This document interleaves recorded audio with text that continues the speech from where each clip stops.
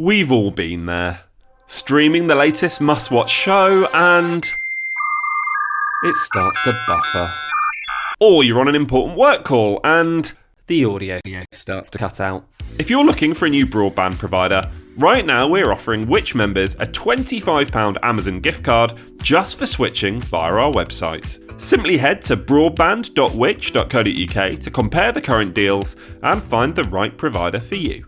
What's more, if you switch to Which recommended provider plus net, we'll upgrade that £25 gift card to one worth £50. This offer is exclusive to Which members, so if you're not already a member, then just head to which.co.uk/podcast offer to grab a Which membership for 50% off the usual price. Then go to broadband.which.co.uk to complete your broadband switch. But hurry, you have to switch before the 23rd of April to be eligible for the gift card. T's and C's apply. I've got 133 different apps downloaded to my phone, but which ones do I really need? Hello, I'm James Rowe, and this week I've found a piece from the April-May issue of Which Tech magazine written by Adam Marshall. Hopefully I'm not the only one with that many apps on my phone. Perhaps you have even more than me. Well, to help you decide which ones you really need, we've brought together the collective wisdom of Which researchers and editors to create a shortlist to get you started.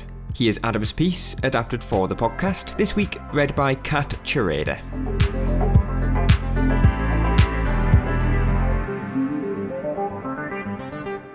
When the original Apple iPhone launched in 2007, there were 15 available apps. Now, there are 100,000 times as many in the App Store, and the Google Play Store has even more. Understandably, it can be a minefield deciding which ones are worth downloading, or indeed paying for. So, which ones do you really need? Let's start with entertainment. BBC Sounds keeps a good few of our staff informed, educated and entertained. I love listening to mixtape-style programmes while I work, says Which Tech editor Lisa. I can select what matches my energy and mood. The daily puzzles offered by the New York Times Games app make it among the most frequently recommended apps in this entire article.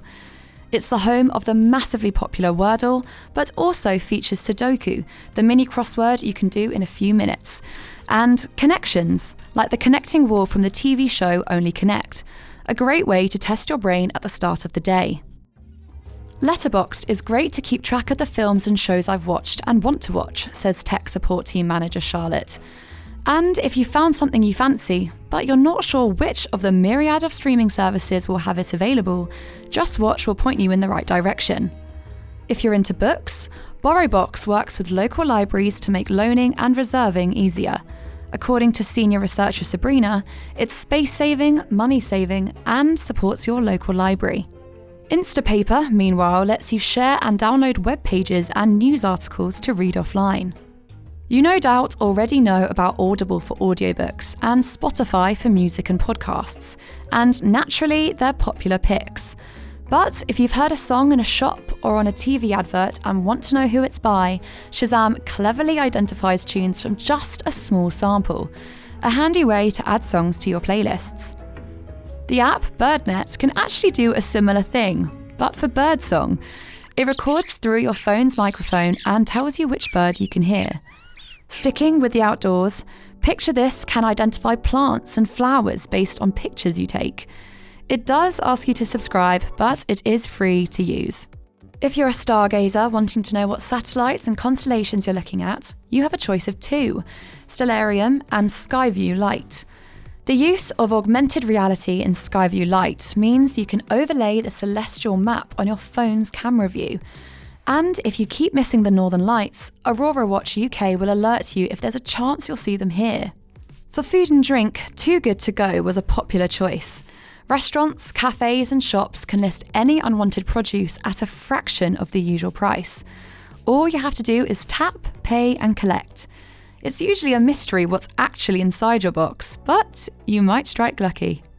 The Vivino wine identification app scans a bottle's label to discover what it pairs well with, how others rate it, and where you can buy it. I find it useful for when I've tried a really delicious wine and want to remember it, says principal researcher Hannah, who suggested the app. If you're more of a beer or cider drinker, Untappd is handy for noting what you thought of a particular tipple and finding nearby pub recommendations. If you're eating and drinking with friends, make sure you've got Splitwise downloaded. Our energy editor Emily said, "You add things you've paid for in a group and it splits it all out evenly so you don't have to track who owes what." Those apps could be particularly helpful for when you're on holiday, as could Google Maps, Apple Maps, or perhaps City Mapper. On Google and Apple, the satellite mode on both was called out for particular praise and lets you zoom into pretty much anywhere in the world. I look at it with my 5-year-old son, who loves exploring Africa, says Which editor Harry. Whereas for me, I never travel without checking City Mapper. It easily integrates all the main public transport networks, and it's available in more than 100 locations in the UK and abroad. Get Your Guide catalogues available tours and guides when you're on your travels, and you can book tickets to attractions without having to go on their individual websites. Google Translate, available for Android and iPhone users, also available for iOS, has long been a useful tool. As well as typing in words or phrases, you can use your device's camera to scan menus, product labels, timetables, and road signs, and have them instantly translated. Particularly handy if you haven't learnt a language since you left high school. If you're looking to be more productive, you might find that Alarmed is a genuine upgrade from your regular clock app. With numerous customization options, including repeat settings, snooze options, and various alert notifications, hopefully you'll be more likely to get out of bed on time. Opal helps you save time another way. It's an app blocker that uses time limits and deterrences to dissuade you from spending too much time on social media or playing games. Both of these recommendations are for iOS only. Android users can download Galarm or ScreenZen for similar features. And finally, to health. Hopefully you'll never have to use it, but First Aid by British Red Cross should be on everybody's mobile. Its practical, easy to follow instructions can help if someone you're with suffers an emergency ailment, from allergies and asthma to vomiting and diarrhea. For concerns that are less urgent, MyFitnessPal helps you to track your calorie intake, daily steps, and set exercise goals. Mansa, who works in our research team, suggests Strava. When used for running, it plots your route and provides useful data from your smartwatch or fitness tracker. Research team manager Matt says it allows you to be competitive with yourself and others if you wish. That brings to an end another podcast from Which. There's loads more for you to read about everything we discussed today. Just head to the episode description for more useful everyday advice. There you'll also find an exclusive offer for podcast listeners like you to become a Which member for 50% off the usual price, giving you access to our product reviews, our app, one-to-one personalised buying advice, and every issue of Which magazine across the year. Plus, your membership helps us to make life simpler, fairer and safer for everyone. If you'd like to know when we release a new episode, then make sure you press subscribe wherever you're listening. That way you can be one of the first to listen. And for any questions, comments or anything in between, follow us on social media at WhitchUK or email us podcasts@which.co.uk. Goodbye.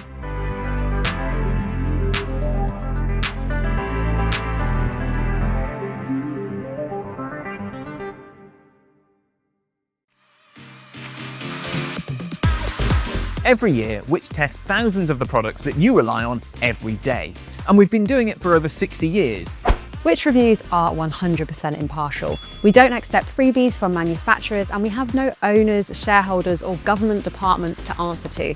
So our work is on behalf of you, the consumer. In a world of misleading claims and fake reviews, we test everything, from everyday items to big purchases, so that you don't have to. We then put them through tests and assessments that go beyond the accepted standard to work out how well these products work for you and what's not worth your money. And a Which membership not only gets you access to our reviews, it also funds our non-profit campaigning work, like getting scam ads banned on social media and ending broadband and mobile mid-contract price hikes. And right now, podcast listeners can become a Which member for 50% off the usual price by heading to which.co.uk/podcast offer.